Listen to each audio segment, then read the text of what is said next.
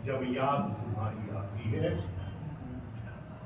आज हम जिस व्यक्तित्व का स्मरण करने के लिए यहाँ उपस्थित हैं, उनके सहपाठी, उनके मित्र इस गोष्ठी की अध्यक्षता कर रहे हैं प्रोफेसर रविंद्र उपाध्याय जी। मैं उनका अभिवादन करता हूँ। हमारे बीच हिंदी के जाने माने कहानीकार और कवि डॉक्टर रामेश्वर द्विवेदी जी उपस्थित हैं। रामेश्वर द्विवेदी जी ने एमए करने के बाद शोध के लिए पंजीयन कराया था सुरेंद्रनाथ दीक्षित रामेश्वर शर्मा जी के साथ काम नहीं हो सका, ये दिवंगत हो गए। तो रेवती जी इनके निर्देशक रहे। ये जब आएंगे तो बताएंगे कि कितनी आत्मीयता और मैत्री पूर्ण संबंधों के साथ उन्होंने इनका साथ दिया। रेवती जी का व्यक्तित्व और कृतित्व दोनों बहुआयामी। चंपारण में उनका जन्म हुआ था। उनकी प्रारंभिक शिक्षा वहीं हुई। महसी उच्च विद्यालय से उन्होंने मैट्रिक की परीक्षा उत्तीर्ण की। इंटर में उनका नामांकन एमपी सिन्हा साइंस कॉलेज में हुआ और बीए में वे लंगट सिंह महाविद्यालय में आए। प्रारंभ में उन्होंने अंग्रेजी में नामांकन कराया, लेकिन हिंदी में रुचि थी। उनका कवि जीवन प्रारंभ हो चुका था। ऐसी स्थिति में वे हिंदी में आए और स्नातक की परीक्षा में प्रथम वर्ग में प्रथम स्थान प्राप्त किया। फिर उस समय विश्वविद्यालय हिंदी विभाग लंगट सिंह महाविद्यालय में ही चलता था, वहां वे रहे। उनके सहपाठी यहाँ उपस्थित हैं प्रोफेसर रविंद्र उपाध्याय जी। तो रेवती जी एक समर्पित, एक अनुशासित विद्यार्थी थे। एमए करने के बाद उनकी नियुक्ति बलिराम भगत कॉलेज समस्तीपुर में हुई। उसके बाद वे गए भागलपुर विश्वविद्यालय में कुलपति द्वारा जो नियुक्ति हुई, साहेबगंज में व्याख्याता के रूप में वे नियुक्त हुए। 11 जनवरी 1980 को बिहार विश्वविद्यालय के विश्वविद्यालय हिंदी विभाग में उन्होंने योगदान किया। उसी समय हमारे उपाध्याय जी ने भी योगदान किया था। तो रेवती जी का अध्यापकीय जीवन 1978 से प्रारंभ हुआ और 2020 फरवरी तक वे एक समर्पित अध्यापक रहे। मैं जब एमए में आया, यहां नामांकित हुआ, तो नामांकन के पहले ये ऊहापोह की स्थिति थी कि मैं बिहार विश्वविद्यालय में रहूं कि पटना विश्वविद्यालय में जाऊं। मैं मुजफ्फरपुर में घूम कर देख रहा था तो साहित्यालोक में 2 दिव्य व्यक्तित्व मुझे दिखाई दिए। एक प्रोफेसर रविंद्र उपाध्याय थे, दूसरे रेवती रमन। तो विद्यार्थी होने के पहले उनसे संपर्क हो चुका था। जब एमए में मैं आया तो मैं मुखर विद्यार्थी था, सवाल जवाब करता था, टोका टोकी करता था। शाम में प्रायः हम लोग शेर सिंह की दुकान होती थी, चाय की दुकान सटी गांधी मार्केट में, वहां उपस्थित। तो यह उनके व्यक्तित्व की सहजता थी कि मैं विद्यार्थी था और वे शिक्षक थे, लेकिन कोई ऐसा अंतर महसूस नहीं। 1993 में जब मगध विश्वविद्यालय से स्थानांतरित होकर मैं यहां आया और विश्वविद्यालय हिंदी विभाग में मुझे पदस्थापित किया गया, तो सबसे अधिक खुशी रेवती जी, क्योंकि रेवती जी जब यहाँ शिक्षक होके आए थे तो सारे उनके गुरु लोग ही यहाँ विभाग में थे। और गुरुओं के प्रताप के आगे वे दबा दबा सा महसूस करते थे। मैं आया तो मेरे भी सारे गुरु थे, रेवती जी भी थे, लेकिन मैं आया तो उनको लगा कि ये एक आ गया, कम से कम एक पहलवान आ गया और दबने की जरूरत नहीं। तो हम लोगों को हीरा मोती कहा जाता। संयोग ऐसा हुआ कि जो आवास मुझे मिला उसी में ऊपर रेवती जी रहते। रेवती जी के कमरे की बत्ती जलती थी 2 बजे रात तक। रोज एक दिस्ता वे लिखते थे, बिना लिखे बिस्कुटे नहीं। लेखन में इतना समय देने वाला व्यक्ति कम से कम मुझे मुजफ्फरपुर में कोई नहीं दिखा। बहुत लोग हैं यहाँ लिखने वाले, बहुत प्राचीन लोग हैं, लगातार लिखा भी है, लेकिन रेवती जी लिखते थे और एक आलेख को कई कई बार लिखते। वे 1980 में आए, लिखना शुरू किया।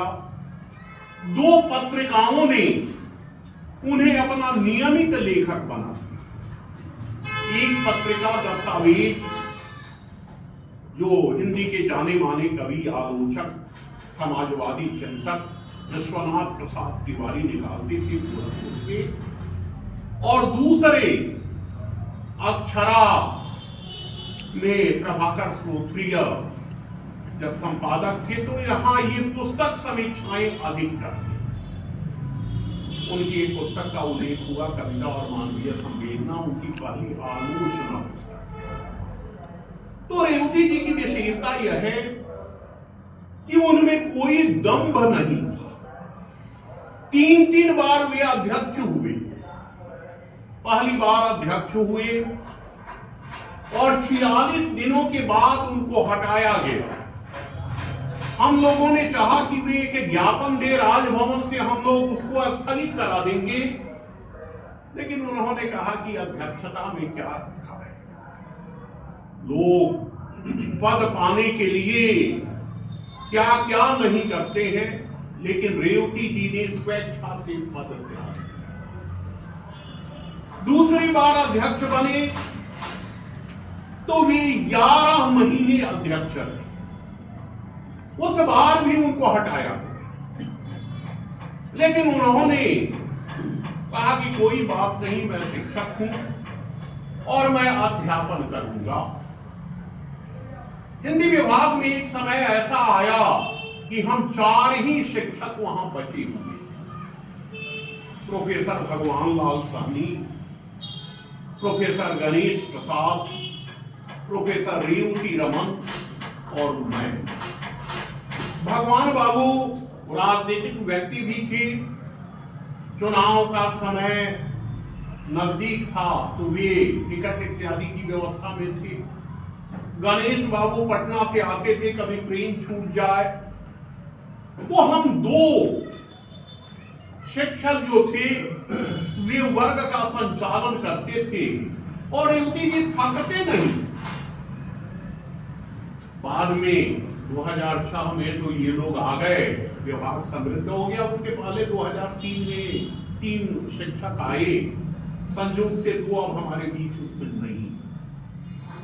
एक का कल श्राद्ध है। तो रेवती जी एक समर्पित शिक्षक थे। रेवती जी शोध निर्देशक थे। उनके कई शोधार्थी आज ऊंची जगहों पर हैं। वे पुचकारते भी थे और डांटते भी थे। जिस रमेश रितंबर की प्रतीक्षा में हम लोग हैं, वे रमेश को डांटते थे, विवाह को नहीं कराएंगे। रमेश नीचे उतर के मेरे पास, भैया अब हम उनका समय ना करें। कहता था कि देखो, अगर गुरु डांटते हैं तो वह प्रसाद है, वह नैवेद्य है। तो रेवती जी के साथ उसने शोध कार्य किया। रेवती जी से 1 साल सीनियर थी। यहां एक कवित्री थी, समय चली गई,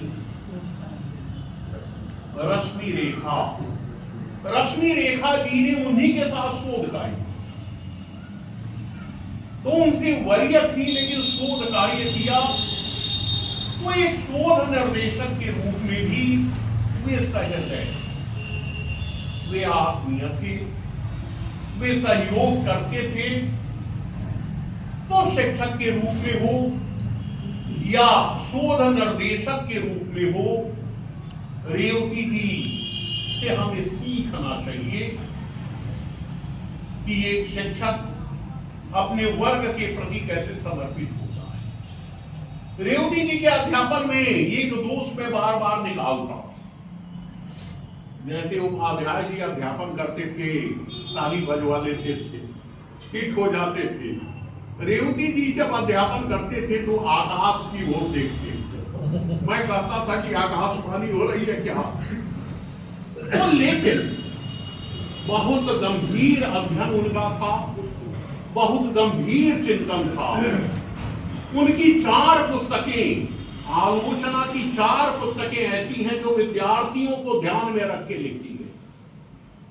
एक भारत दुर्दशा पर है, एक स्कंद गुप्त पर है, एक चिंतामणि पर है, और एक महाकाव्य से मुक्ति जो है वह लंबी कविताओं पर, उन कविताओं पर जो पाठ्यक्रम में समाहित हैं उन पर है। तो छात्रोपयोगी इसे प्राध्यापकीय आलोचना करते हैं। रेवती जी ने वहां उद्धरण अधिक दिए। यह एक शिक्षक का गुण है कि वह संदर्भों से अपने विद्यार्थियों को परिचित कराता है। लेकिन रेवती जी के आलोचकीय रूप को देखना है तो सर्जक की अंतर्दृष्टि को देखिए। रेवती जी के आलोचक रूप को देखना है तो उनकी अंतिम पुस्तक है जो आचार्य जानकी वल्लभ शास्त्री पर है, साध के अनुरूप सृजन। रेवती जी के आलोचक व्यक्तित्व को देखना है तो विश्वनाथ प्रसाद तिवारी पर उनकी एक संपूर्ण पुस्तक है। तिवारी जी से वे बहुत प्रभावित रहे, लेकिन जब वे आलोचना करते हैं तो तिवारी जी की कविताओं के वैशिष्ट्य के साथ उनकी सीमाओं की ओर भी संकेत करते हैं। रेवती जी जब अध्यक्ष हुए तीसरी बार, तो उस समय मैं विश्वविद्यालय में था। कुलानुशासक हमारे बहुत आत्मीय थे, इन लोगों के मित्र थे, लेकिन मेरी आदत है कि जो मेरे वरीय हैं उनसे भी मित्रता हो जाती है, जो कनीय हैं उनसे भी मित्रता हो जाती है। मित्र वह होता है जो प्रकाश देता है। मैं सबसे प्रकाश लेने का आग्रही रहा हूं। तो मैं उन दिनों कुलानुशासक को उस समय के कुल सचिव विवेकानंद शुक्ला कुलनाशक का तो उस समय अध्यक्ष का मामला आया। अध्यक्ष के लिए आवेदन किया था अंजना वर्मा जी ने भी, लेकिन हम लोगों ने वहां विमर्श किया और रेवती जी अध्यक्ष होके आए। अपने अध्यक्ष काल में उन्होंने कई महत्वपूर्ण कार्यक्रम कराए। साहित्य अकादमी के तत्वावधान में यहां संगोष्ठी हुई। रेवती जी बराबर कुछ न कुछ करना चाहते। फूलों से उन्हें बहुत प्रेम था। अपने अध्यक्ष काल में मैंने रेवती रमन उद्यान बनाया, लेकिन अब वह उद्यान अतीत का विषय है। तो रेवती जी एक परिकल्पक अध्यक्ष है, लोकतांत्रिक अध्यक्ष है, सबको साथ लेकर चलने वाले अध्यक्ष रहे। रेवती जी संपादक भी बहुत अच्छी। अशोक गुप्त को प्रकाशक बनाने में उनकी भूमिका है, लेकिन अशोक गुप्त की भूमिका उनको संपादक बनाने में। दोनों ने एक दूसरे का सहयोग किया। तो जब अशोक गुप्त ने किशोर प्रभात निकाला किशोर प्रभात से रेवती जी भी संबद्ध हुए, उपाध्याय जी भी हुए। फिर उन्होंने ऋतुगंध नामक पत्रिका निकाली। यह नाम रेवती जी ने दिया था। यह मध्य प्रदेश के कवि रामविलास शर्मा के एक संग्रह का नाम ऋतुगंध है। उस संग्रह को बहुत पसंद करते थे रेवती जी। तो ऋतुगंध का प्रकाशन हुआ। ऋतुगंध के बाद अभिधा और किताब जैसी पत्रिकाएं आईं और सब की परिकल्पना में कहीं ना कहीं रेवती जी की भूमिका थी। रेवती जी ने युवा कवियों को एक मंच पर एकत्र किया। उनकी पुस्तक आई सप्तस्वर नाम से, उसका संपादन किया और उसका संपादकीय जो है काफी महत्वपूर्ण।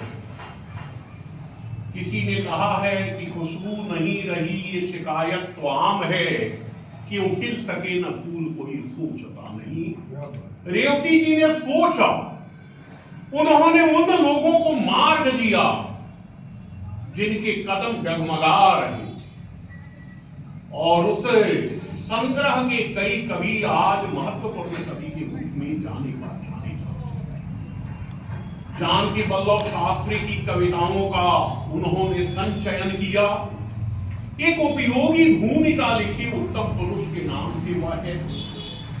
उन्होंने विश्वनाथ प्रसाद तिवारी की कविताओं का संचयन किया। तो रेवती जी एक संपादक थी। जब मैं अध्यक्ष हुआ, मेरे अध्यक्ष होने के एक माह बाद रेवती जी को अवकाश प्राप्त हुआ। तो मैंने सोचा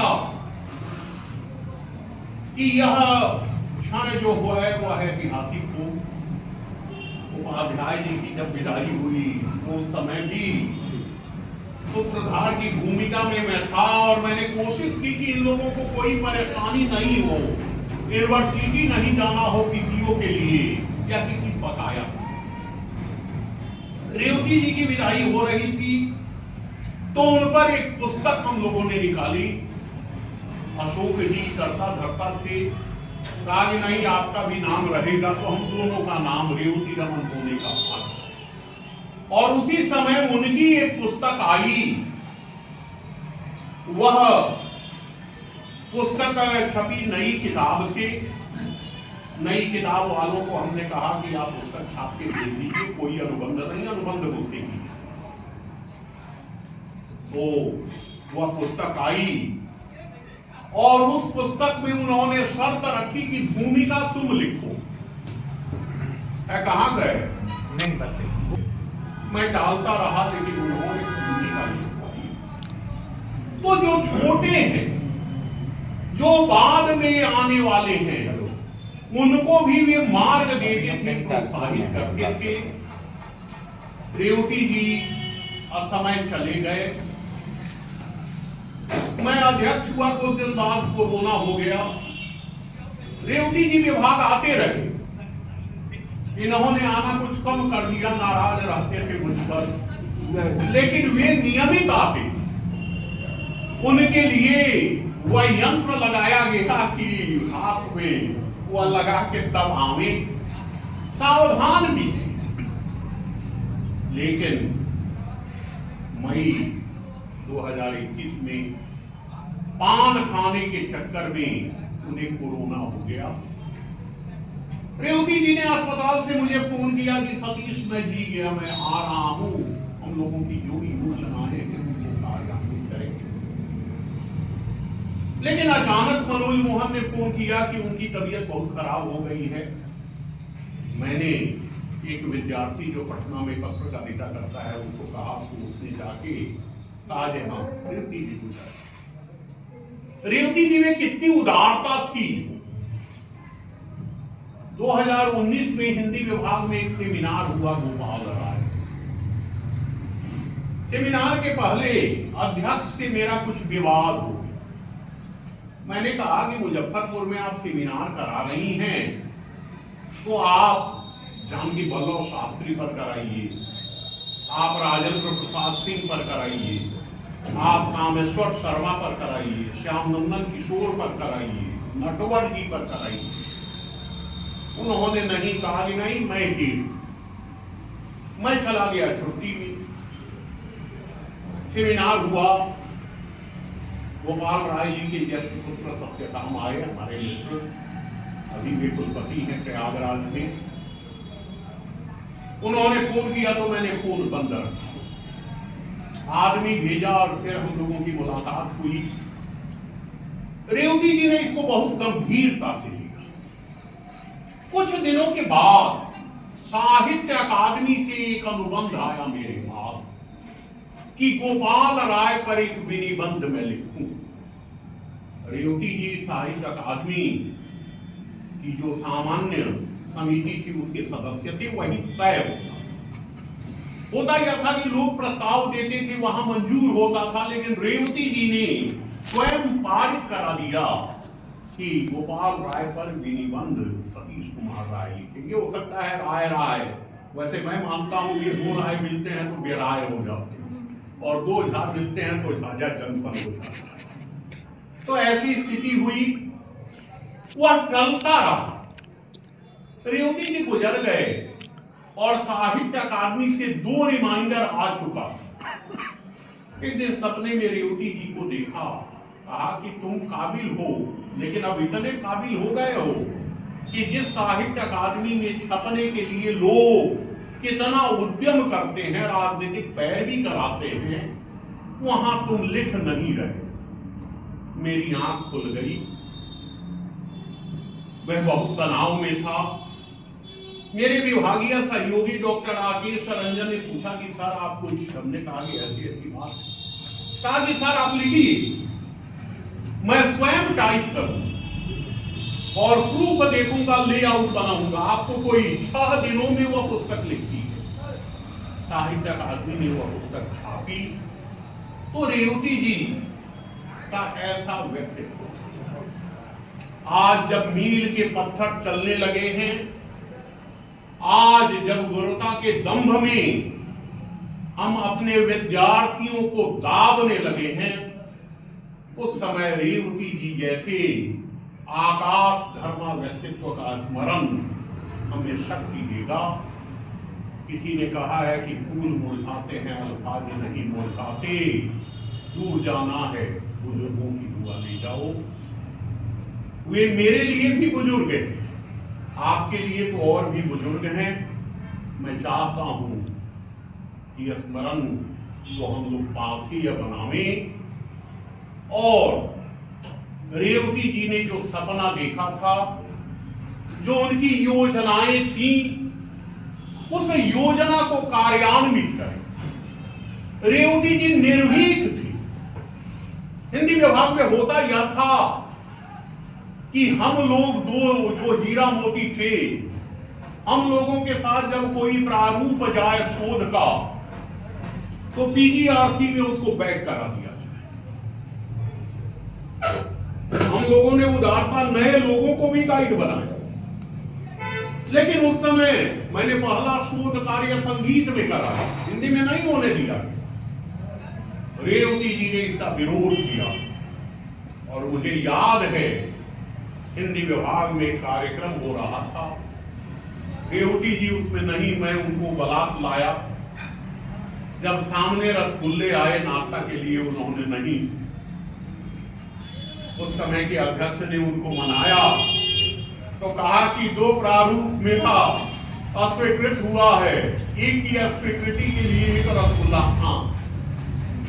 तो वह व्यंग किया। रेवती जी के साहित्य को आप देखें, उनकी प्रतिनिधि रचनाओं का संचयन अशोक गुप्त जी ने छापा है। अशोक जी की विशेषता यह है कि आदमी जरा तल्ख है, हंसते कम है। उनका हंसना एक दुर्घटना की तरह है, बहुत कम हंसते हैं, लेकिन वे संबंधों को निभाने वाले व्यक्ति हैं। और मैं साहित्य मंच के प्रति भी आभार व्यक्त कर रहा हूं कि उनका आपने स्मरण किया। जो काम हिंदी विभाग में होना चाहिए, जिस विभाग में उन्होंने 40 वर्षों तक अनवरत सेवा की, उस विभाग में उनके नाम का उद्यान तक नहीं रहा।